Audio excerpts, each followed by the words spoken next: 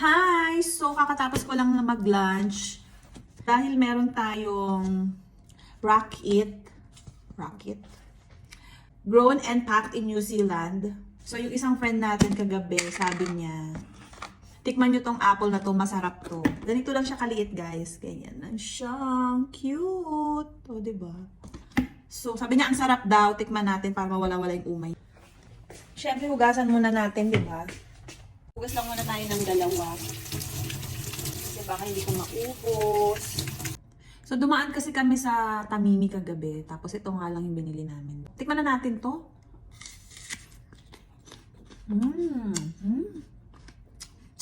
Ang harap nga. Ang harap nga niya. Imagine. Galing pa sa New Zealand, o diba? Buti pa yung apple nasa New Zealand galing. Harap. Harap niya. So, yung mga andito sa Saudi, or kung saan man, basta bilhin niyo yung ganito, oh, ang sarap niya. Medyo pricey lang siya kasi ito ay 1750 reals. Imagine. 1750 reals. Tapos 5 piraso lang ang liliit pa. Pero masarap siya.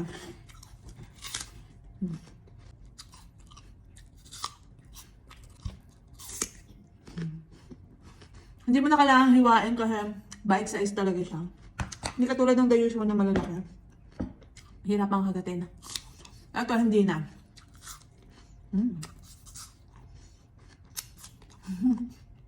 Sarap. Try nyo. Naik pa yung isa. Ano to? Sarap. Mabibili siya sa Tamimi International Supermarket. Mahal pero sulit. Harap. Kung ako sa inyo, punta na kayo ng Tamimi or mag-order kayo online para matikman nyo to. Ang harap.